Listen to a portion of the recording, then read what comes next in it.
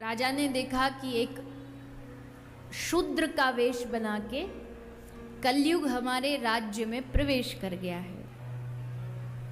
कलयुग आ गया है और अब कलयुग से बचाव करना बहुत आवश्यक है, नहीं तो पूरी प्रजा के अगर जीवन में ये कलयुग बैठ गया तो सब पाप में डूब जाएंगे।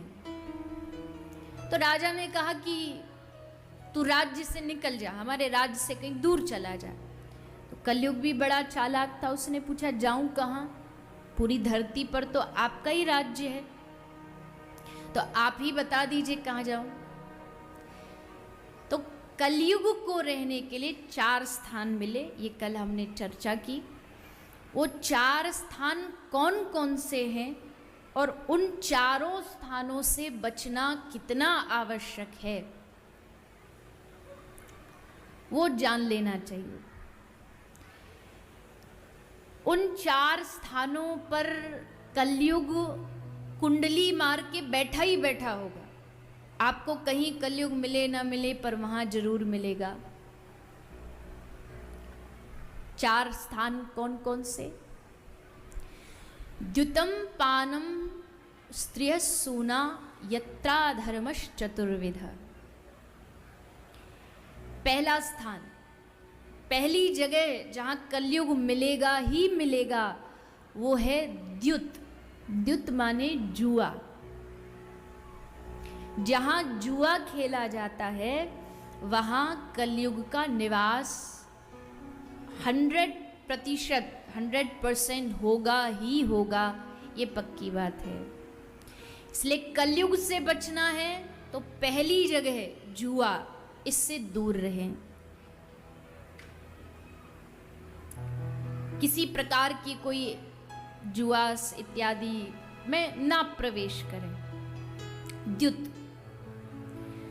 दूसरा स्थान कलयुग जहां रहता है पानम, जहां पान किया जाता है। किसका पान किया जाता है? पहले कथा सुन चुके हो आप, मैंने सुना है। बहुत बड़े बड़े महापुरुष आए हैं आपके धनबाद में। किसका पान? मदिरा पान। जहां मदिरा का पान किया जाता हो, जहां शराब का पान किया जाता हो, उस जगह पर कलयुग मिलेगा ही मिलेगा। अब आप सोच के देखिए, ऐसी कौन सी जगह है जहां पर मदिरा ना मिल रही हो आज के युग में? इस भारत के किसी कोने में चले जाइए, छोटे से छोटे गांव में चले जाइए, कस्बे में चले जाइए, हर जगह आपको शराब की दुकान जरूर मिलेगी। और उसको पी के क्या होता है? जीवन बनता है? बोले नहीं, सब जानते, जीवन उसको पी के बिगड़ता है। आज तक नशे ने किसी का जीवन बनाया है? कभी नहीं, बस बिगाड़ा है। और सबको पता भी है कि ये नशा हमारा नाश करेगा, पर उसके बाद भी आदत से इतने मजबूर हैं, इतने गुलाम हैं, उन चीज़ों के आदी बन चुके हैं कि घर बर्बाद कर लेंगे, परिवार को बर्बाद कर लेंगे, रिश्तों को बर्बाद कर लेंगे, लेकिन गलत खाना पीना नहीं छोड़ेंगे। कितने कष्ट की बात है। हम सब जितने भारतीय हैं, हम सब सनातनी हैं, ऋषि महापुरुषों की संतानें। आज आप आगे सुनोगे सृष्टि प्रकरण, मनु महाराज की हम सब संतान हैं। हम ऋषियों की संतान हैं। ऋषि पुत्र होते हुए भी ऐसे काम करते हैं। एक महात्मा जी कहते हैं, दिन दिन में तो ऋषि पुत्र होते हैं, पर शाम होते होते शीशी पुत्र बन जाते हैं। शाम होते होते सब भूल जाते हैं कि अजी धर्म की जय हो, धर्म का नाश हो, सब बुद्धि से निकल जाता है। और पी पी करके यहीं कहीं गली कूचों में, नालियों में पड़े पड़े अपना जीवन व्यर्थ कर रहे हैं। अनमोल जीवन है, जितना हो सके नशे से दूर रहिए, मदिरा शराब इत्यादि से दूर रहिए। अजी कोई पिता नहीं चाहता होगा कि उसका बेटा शराब पिए, धूम्रपान करे, सिगरेट पिए, लेकिन क्या वो बेटा जब आपको करता देखेगा तो क्या उसका भी मन नहीं आएगा कि पिताजी करते तो चलो हम भी थोड़ा कर लेते ट्राई। कईयों के बचपन में आपने सुना होगा, देखा होगा, पिताजी जो बच्चा सिगरेट का छोड़ जाते ना बच्चे, फिर उसकी मुंह में लेके उसकी एक्टिंग करते, नाटक करते, देखो हम भी जानते पीना। आप क्या शिक्षा दे करके जा रहे हैं अपने बच्चों को? क्या भविष्य है आपके बच्चों? क्या केवल मकान खड़ा करके चले गए बच्चों के लिए, बैंक बैलेंस अच्छा बना के चले गए? क्या यही फर्ज होता है माता पिता का? बड़ों का फर्ज होता है एक अच्छे संस्कार बना करके, एक आदर्श बन करके, खुद आदर्श बने। खुद आदर्श बनेंगे तो आपके बच्चे आपको देख करके करेंगे। आजकल के बच्चे कहने से कम सीखते हैं, देख के ज्यादा सीखते हैं। और बच्चे तो इतने फास्ट फॉरवर्ड आजकल पैदा होते हैं कि धरती पर आने से पहले ही वो फेसबुक पे आ जाते हैं। धरती पे बाद में आएंगे, पहले उनका सोशल मीडिया चालू हो जाता है। ऐसे बच्चों को आज के समय में धर्म से जोड़ा रखना बड़ा कठिन काम है, और इसकी सबसे बड़ी जिम्मेदारी बनती है घर से, माता पिता से। आप जो करेंगे वही वो देखेंगे और उसी का अनुसरण करेंगे। आज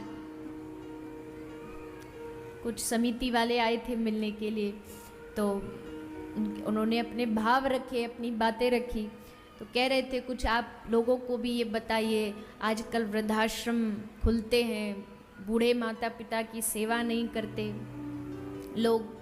अजी सही बात है, हम बोलेंगे तो हो सकता है इतने लोग बैठे हैं, दो चारों की तो मति बदलाव होगी, पर ये भी ध्यान रखिएगा, मेरे कहने से ज़्यादा जब आप अपने घर के माता पिता की खुद सेवा करके दिखाएंगे तो आपके बच्चों के अंदर स्वतः ही वो संस्कार आ जाएंगे, स्वतः ही वो भी उन चीज़ों को आगे बढ़ाने लगे।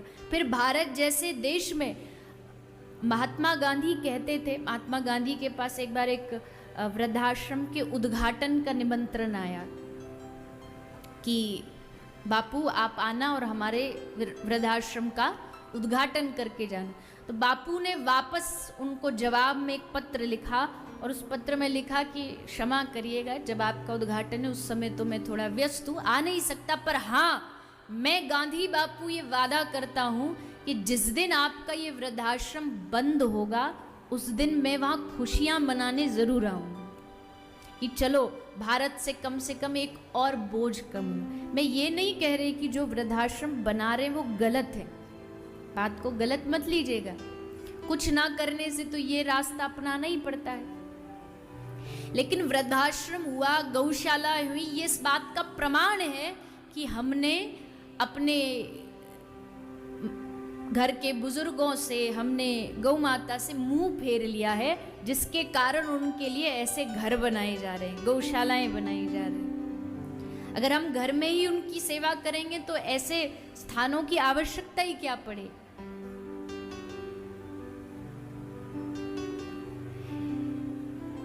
एक घर में, एक परिवार में एक वृद्ध पिताजी थे, बूढ़े थे, ज़्यादा बोलना चालना, शरीर थोड़ा ऐसा ही हो गया था, उठना बैठना कम हो गया। तो घर की जो बहू रानी थी उन्होंने अपने उस ससुर जी को, पिताजी को एक घंटी दे दी थी कि जब तुमको ज़रूरत पड़े, बाहर का एक कमरा दे दिया, इसमें तुम पड़े रहो और जब ज़रूरत पड़े तो घंटी बजा देना। अब थोड़ी वृद्ध अवस्था में जाके जो वृद्ध होते हैं उनका मन बालक जैसा हो जाता है, थोड़ा जिद्दी हो जाता है, तो बार बार घंटी थोड़ा बजा देते थे तो एकदम नाराज हो जाती, सुन भी जाती घंटी तो अनसुना कर देती। एक दिन उसने देखा सुबह से शाम हो गई, घंटी बजी नहीं, तो उसको लगा आज इनको क्या हो गया, कैसे नहीं बजा रहे घंटी। तो गई, जाके देखा तो पिताजी चारपाई से नीचे पड़े हुए थे और उनका प्राणांत हो चुका था। दूसरे आसपास देखा घंटी कहाँ गई, जब इनके प्राण संकट में तो घंटी क्यों नहीं बजाई। तो सब जगह ढूंढा जा रहा था, कहाँ गई घंटी, कहाँ गई। तभी एक उसका 6-7 साल का बेटा भागा है। बोले मैया क्या ढूंढ रही है? बोले मैं घंटी ढूंढ रही। तूने देखी क्या? बोले हाँ हाँ मैंने देखी नहीं, मैंने बक्से में जा कर के रख दी। तूने बक्से में क्यों रखी? बोले मैया वो क्या बात है ना कि जैसे अभी तुमको घंटी की दादाजी के लिए जरूरत पड़ रही है, वैसे आप भी बूढ़े होगे तो मुझे भी पड़ेगी, इसलिए मैंने पहले से ही घंटी संभाल के रख दी, वो जो खरीदनी नहीं पड़ेगी। नहीं तो यही वाली काम आ जाएगी। तो ठीक वैसा ही हमारे जीवन में ये सत्यता है कि जो आप करते हैं बालक उसी का अनुसरण करते। आप नशा करोगे तो बच्चे भी वही करेंगे, आप मदरा पियोगे, शराब पिएंगे तो बच्चों को लगेगा हाँ ये अच्छा काम है, शौक का काम।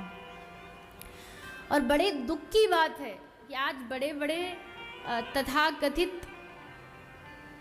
मॉडर्न सिविलाइजेशन में रहने वाले लोग शराब को एक प्रकार का हाई क्लास, हाई सोसाइटी में माना जाने लगा कि आप शराब नहीं पीते, अरे बड़े पुराने ख्याल के हो आप। लेकिन आपको, हमको बाहर दुनिया क्या कर रही है उससे क्या मतलब, पर जो लोग पंडाल में बैठे हैं, जो अपने आप को सत्संगी कहते हैं, कम से कम वो लोग तो बुरी आदतों से बचे, गलत खान पान नशे से बचे। तो कलयुग का दूसरा स्थान, पहला स्थान जुआ, दूसरा स्थान मदरा जहाँ शराब पी जाती है, तीसरा स्थान जहाँ पर स्त्री गमन किया जाता है या वैश्यालय हो, वहाँ जाकर के पर स्त्री गमन किया जाता है, उस स्थान पर कलयुग निवास करता है। और चौथा है हिंसालय, जहाँ किसी पशु पक्षी की हिंसा की जाती हो, मारा जाता हो, मार के उसको खाया जाता हो, उस स्थान पर भी कलयुग का निवास होता है। ये 4 जगह कलयुग मिलेगा ही मिलेगा। अगर इन 4 स्थानों में से कोई भी चीज़ आपके भीतर है तो आज ही कथा में उसको संकल्प करके जाइए कि इससे हम दूर हो जाएं, छोड़ देंगे इसको ही। क्योंकि अगर इन 4 जगह पर हम गए तो कलयुग हमारे सर पे बैठेगा। और कलयुग फिर क्या नाच नचाता है वो आप आगे सुनोगे, राजा परीक्षित के साथ क्या हुआ। तो इन 4 चीज़ों से दूर रहिए। कहीं भी आपको लगता आपका मित्र कोई आपको नशे की ओर ले जा रहा है तो तुरंत उसका त्याग कर दे। गलत का संग करोगे तो गलत चीज़ें ही सीखोगे, आपके मन में भी वही गलत भावना, गलत खान पान आ। और देखो बुरी आदतें अक्सर सिखाते वही लोग हैं जिनको हम अपना मित्र मानते हैं। अरे क्या होता है, एक घूंटी तो पी के देख ले। एक आदमी को खांसी हो रही थी तो उसका दोस्त बोला, उसने पूछा मित्र से, भैया कोई दवाई है खांसी की? बोले एक ढक्कन शराब पी ले। बोले खांसी चली जाएगी? बोले हाँ चली जाएगी। बोले शराब पीने से खांसी जाती है? तो उस मित्र ने हंसते हुए कहा, मेरा शराब पीने से घर चला गया, दुकान चली गई, खेत चला गया, तेरी इतनी सी खांसी नहीं जाएगी? सब कुछ तो चला गया मेरा पीने से, कुछ नहीं छूटा। और बेचारी माताओं पर शराब पी पी के कितना अत्याचार करते हैं, गाली गलौज, मारना पीटना। और वो तो नारी है कि सहन कर लेती है, कुछ परिवार की लज्जा मान लो, कुछ समाज की कह लो, पर कितना अत्याचार करते हैं, गलत व्यवहार करते। इसलिए इन 4 चीज़ों से दूर रहिए, खासकर भाई लोग दूर रहिए। पुरुष लोगों के भीतर ये खान पान का थोड़ा ज़्यादा होता है तो इससे दूर रहिए।